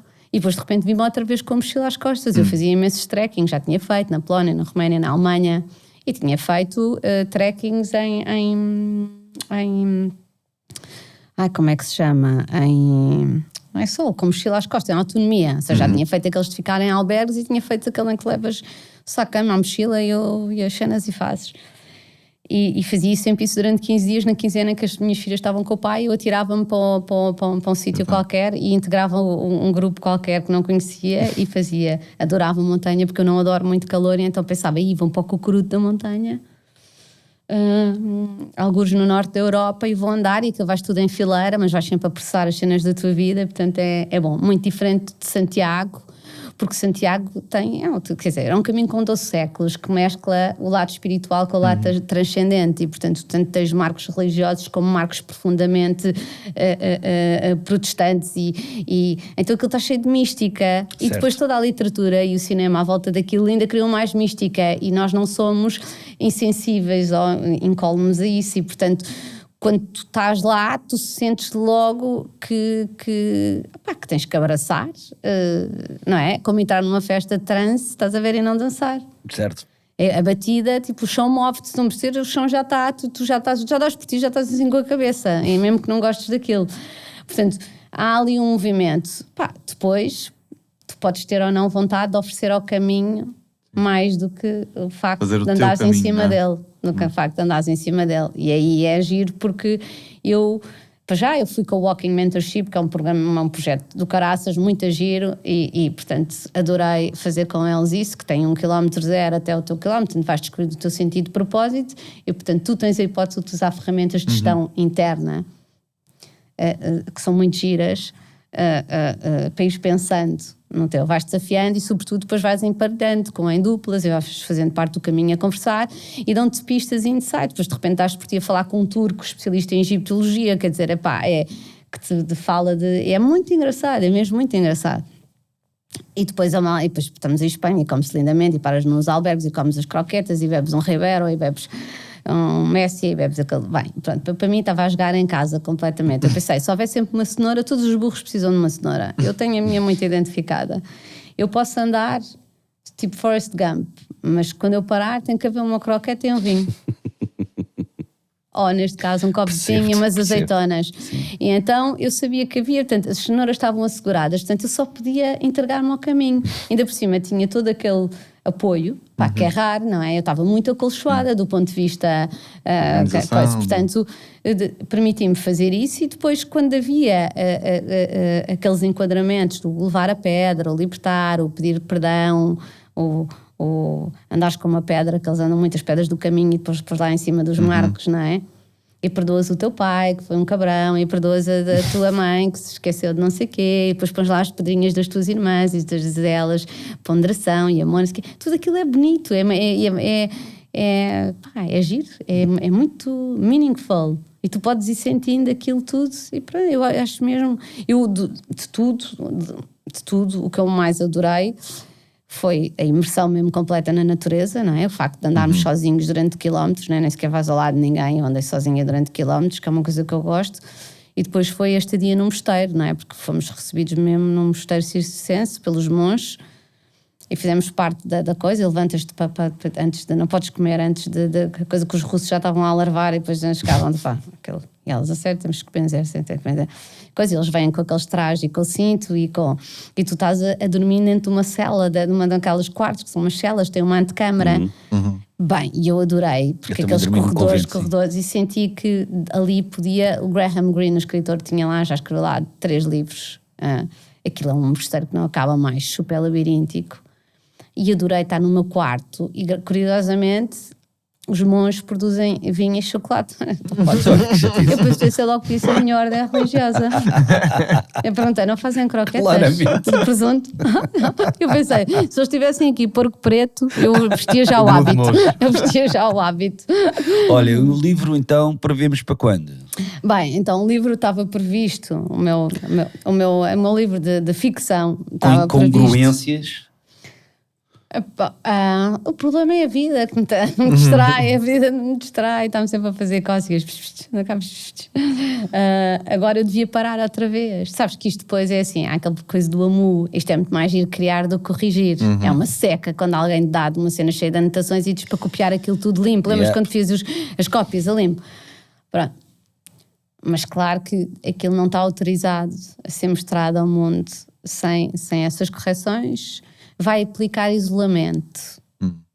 E a escrita tem essa cena, mas que eu gosto, que é um ato super solitário. E portanto, eu sou uma people's person, eu adoro falar, adoro comunicar, adoro rir. Não gosto de grupos muito grandes, para mim máximo 1 para 10. Eu quando é 1 para 200 fico meio inibida, não gosto. Não gosto de grandes coletividades, nem festivais, nem essas cenas. Gosto de tipo esse goat, mas está cada um na sua, estás a ver? É giro. Não gosto de... Só a ideia do Nós Alive, da malta toda nas passeiras, coisa... põe-me logo com calores, estás a ver? Gostava de ir lá, tipo assim, de helicóptero, ser posta numa torrezinha, dançar a balada e vir embora, assim. Mas vou ter que me isolar agora, e agora não me apetecia. Olha, caprichosa. Agora de repente não me apetecia ir outra vez para o Cucuruto da Serra escrever o livro. Aquilo tens de ter o telemóvel como eu tive durante 10 dias em modo voo. Pois. Não atendes o telemóvel mesmo a ninguém. Só tens uma coluna com as tuas músicas e não sei o quê, uma música sobretudo acústica e não sei o quê, com coisa, não tem líricas, que é para não interferirem com os teus, pelo menos a mim, nesta coisa, e estás a escrever das 8 às 8 da noite. Pá, é muito cansativo, dói-te as costas, é um processo de coisa e levantas-te outra vez, sentes-te a roçar o Jack Nicholson no Shine. Grande filme. Sim, porque começas a derrapar na tua lucidez, não sei se começas a derrapar, eu não experimentei durante muito tempo, mas agora eu deveria ir para o mesmo convento onde estive, não é? Fazer uma vida um bocadinho monástica. Eu também não sou grande fã do verão, acho o verão assim todo um bocadinho superficial, não percebo, nós precisamos desta coisa do verão. Agora eu adoro nadar, eu acho mar uma coisa, fogo, acho um elemento. Submergir. Sim, submergir e a água, aquilo ser salgado. Sim. Ser como uma mistura líquida com sal. É delicioso, já vem temperado. Já viste? Deus tinha um gaiteiro. Isto é mesmo uma maneira de olhar. É uma maneira de olhar para a vida, é ver a abundância. Deus tinha um gaiteiro. Não, porque aquela coisa eu podia. Já mergulhaste no rio e depois aquela coisa é uma cena boa insípida. O mar não, tu podes ficar bué seco, mas aquilo sabe bem. O mar é um festinho aquilo. Sim, ainda te limpa as narinas, ainda tem um efeito. Bem, esquece, o mar. O mar é mesmo o mesmo. Portanto, é um livro de ficção. Aliás, por acaso, se calhar vamos terminar porque eu vou dar um mergulho ao mar. Eu tinha combinado agora dar um mergulho ao mar. Depois tenho uma festa de máscaras, que é uma cena que eu detesto, mas que fui obrigada a ir. Coisa que nunca ninguém me pode convidar. Faz-nos o favor e publica. Que é festas de máscaras. Fica registado. Eu detesto carnaval, eu não gosto de carnaval, eu não gosto da coisa da máscara, eu não gosto da pessoa se pôr por trás. Por acaso gostei daquele filme de terror da Purga, onde eles dão um dia por ano para matarem toda a gente para a malta se vingar. E também é um conceito do lado de sombra levado ao in extremis, não é? Toda a malta durante sai. Um ano podes. Já viste esse filme? Sim, durante um dia. Durante um dia podes matar toda a gente. É duro. É duro o filme. É duro e aquela coisa, vais matas e ficas impune, não é? Ficas impune de coisas. Já viste, talvez um dia para fazer o bem ninguém exercia, é tão engraçado. Que isso é um pressuposto que faças todos os dias. Se não se salgar ao mal, imagina onde é que ele está a crescer. A algum sítio ele está. Sim. Porque se ele coexiste e se ele é metade de nós, é preciso perceber.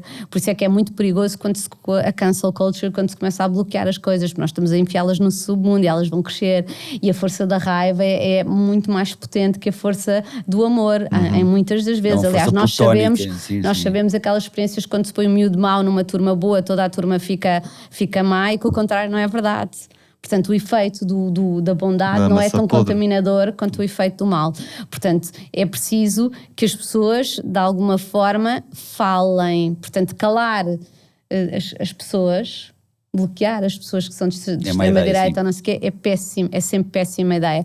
Não sei como é que... Podemos continuar a usar na cabeça a tentar educá-los, mas não sou completamente contra o bloqueio dos Trumps e dos coisas e tudo o que é... Sou completamente contra a cancel culture. E era o que para tu mim. falavas, não é? Que é o caminho de cada um. E às vezes precisamos de ir aos extremos para encontrar, mas as pessoas precisam de ir.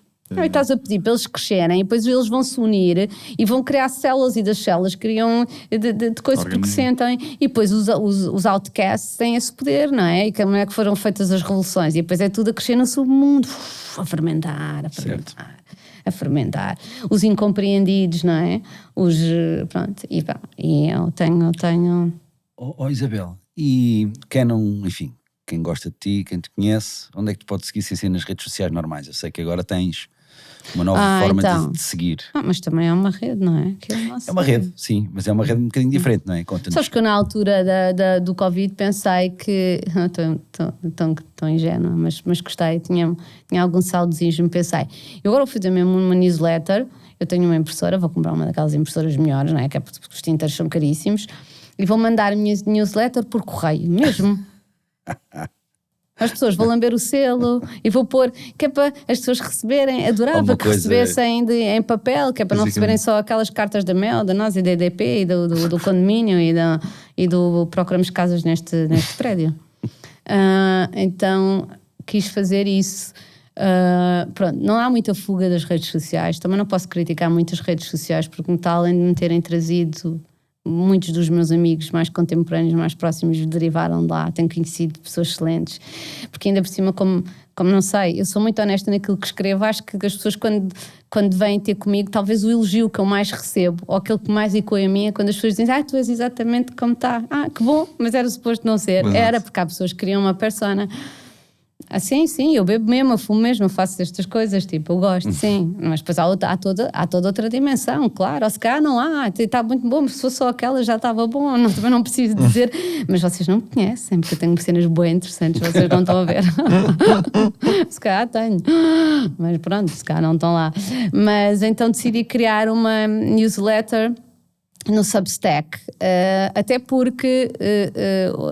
para já, não pode ser tudo do Zuckerberg, não é? Daquele que... caraças, não é? Portanto, o Meta, e está no Instagram, que republica no Facebook, e depois, para quem gosta de escrever, o Instagram tem um nível limitado de caracteres, portanto, para mim interessava mais vezes não travar o processo de criação. Quando estás a escrever, aquilo é quase como um pianista que está... Eu de repente tinha que travar, porque excedeu o limite de caracteres, não dá, pois não é? Não. Nem dá para pôr tudo em abreviaturas, como que estás a ver? Não, porque depois fica... E eu às vezes fazia isso, ia para trás para ganhar caracteres. Sim, tipo, SMS. Sim, exatamente. Eu trocar um emoji. Quando o coração não vou pôr emoji. Olha, as pessoas que interpretem a beterraba. Não é? Não dá e fica. Não é aquela linguagem. A linguagem escrita eu respeito. A palavra é o meu instrumento, é das coisas que eu mais respeito. Eu levo as palavras mesmo muito a sério. Apesar de utilizá-las em múltiplos recursos, levo muito a sério. E então quis criar outro canal que não fosse dominado pelos mesmos, que acho que era bom, e criei no Substack uma newsletter que é gratuita, que é o Temos que Falar, que se chamava Primeiro Foda-se, mas já expliquei a história, porque era só, porque eu dizia, as pessoas às vezes riem-se. Estás a ver quando os pais dizem aos meninos pequeninos: faz lá aquele truquezinho para o teu ver. Há alguns amigos meus que têm essa mesma coisa comigo, a dizer assim: diz lá aquele foda-se, como tu dizes assim, foda-se, porque é assim, não sei, pronto, às vezes cuido, depois riem-se, porque pronto, e eu ok. Mas não é uma coisa, tipo, não é um talento. Por acaso é um bocado infantil isso, não é? Nós rimos com os palavrões, é um bocadinho infantil. É um bocadinho infantil, e então troquei pelo Temos que Falar.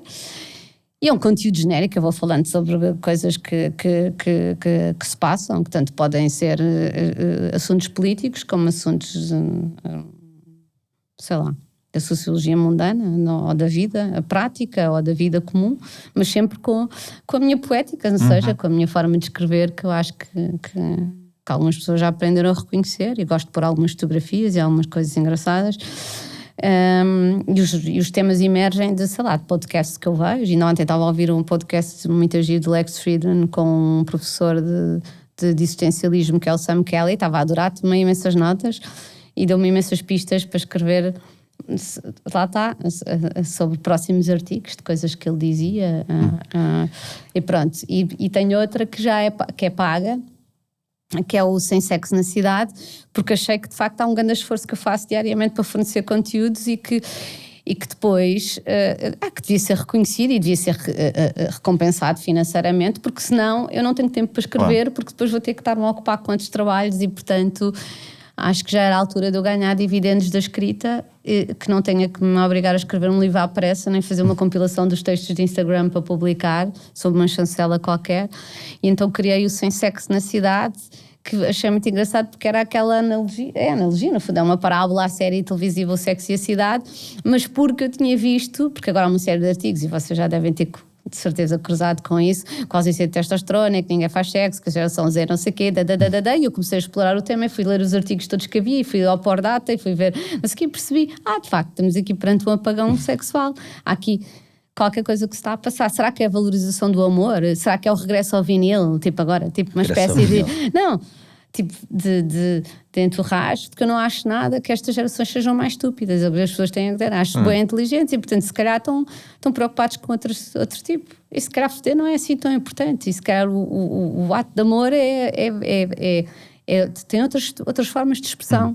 E mesmo esta questão da inteligência artificial e da escuta ativa, não sei. Haverá qualquer coisa aqui, e então interessou-me falar sobre as relações contemporâneas, porque depois existem sempre estas grandes incompreensões de género nas relações heterossexuais, que é ele não me entende, ou ele é muito calado, ou ele não tem iniciativa, ela tornou-se uma chata, ou ela não sei o quê, estas questões da traição e não sei o quê, que são universais desde sempre, sim, desde que existem homens, ou pelo menos desde o século XIX, desde a invenção do romantismo até agora, que já são muitos séculos, que são questões que se colocam, e quando tu falas com uma miúda de 15 anos, alguém de 25, alguém de 35, alguém de 85, dói na mesma e preocupa-os na mesma, não é? Quando a minha filha diz no carro, agora estamos as duas solteiras, ela vê-nos exatamente na mesma condição. Eu acho muito engraçado. Ou quando ela diz assim, os homens são mesmo básicos, não são? Mas a ver, ela tem 15 anos e acha que há coisas em que eles só querem jogar à bola, ou estar no computador, ou estar não sei o quê. Pronto. E não muda, estás a ver? E tu pensas assim, então ela nasceu em 2008, estás a ver? Olha, eu não tomei notas neste podcast, mas tomei notas mentais, muitas. Tenho a certeza que vai haver muita gente a tomar notas neste podcast, como tu tomaste notas naquele podcast que falaste há bocado. Sim, eu tomo. Este tema do propósito é um tema infindável, e é engraçado que falámos de propósito sem falar de propósito. Sim, foi sem querer. Não, porque para nós de propósito tem a ver com a forma como cada um vive, como cada um se motiva. Tem muitas formas, não é? Cada um... Não, enfim, aquilo que move as pessoas, aquilo que são, no fundo... os fatores de interesse na vida, os fatores que fazem a diferença, que fazem a vida ter mais sabor, não é? E mais textura. E é engraçado que pela tua história toda contada aqui, enfim, que não foi uma história cronológica, mas foi uma história de conhecer quem é a Isabel. Aliás, eu acho que toda esta conversa foi uma resposta à primeira pergunta do Duarte, que é quem é a Isabel. Eu acho que ficou pelo menos um bocadinho mais evidente quem é a Isabel. Sim, se calhar até para mim. Agora eu vou pensar nisso. Ouve o podcast, é uma coisa que fazes, ouvir as tuas coisas. Se calhar daqui a bocadinho já estou diferente. Tu lês as tuas coisas e ouves as tuas coisas depois de feitas, ou voltas lá? Às vezes volto. Eu sei que nós não gostamos muito de nos ouvir a nós próprios, não é? Portanto é uma tendência que sim, mas às vezes releio muitas vezes as coisas que escrevo. Eu tenho tendência a não. Com vergonha e com orgulho. Às vezes já disse, uau, foi eu que escrevi isto. E outras assim, fica... ai, que clichê. Onde é que eu estava? Que clichê. Não, mas pronto, mas faz tudo parte. Pronto, faz tudo parte. Até esta vontade que nós temos de, antes de impressionar os outros, de nos impressionarmos a nós mesmos, porque é uma questão de amor próprio. Eu falo muito isso nos cursos de escrita. Atenção, que primeiro vocês vão partilhar os vossos textos, mas antes de vencer é uma pessoa que vocês vão tentar impressionar sempre primeiro, que é vocês. Cuidado, porque essa é a primeira pessoa que vos está a constranger.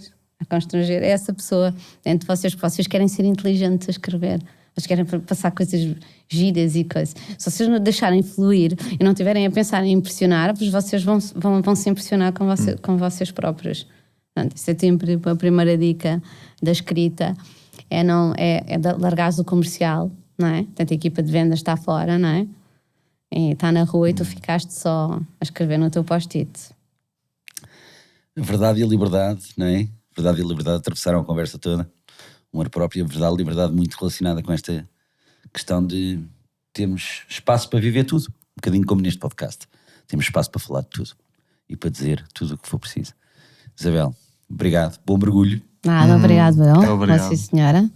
E boa sorte. Obrigado. E em tudo o que aí vai. E sorte para vocês. De propósito e sem querer. Ambas. Não, com a sombra e com a luz, com o bem e com o mal. Com e sem propósito.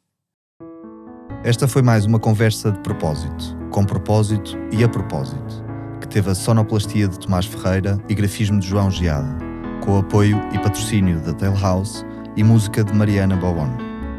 Pode ouvir e ver-nos em qualquer plataforma de podcasts. Vemo-nos de novo no próximo mês, no primeiro domingo. Até lá, já sabe, todos somos fonte de inspiração uns para os outros, para encontrarmos o nosso propósito e vivermos com mais propósito. Um abraço.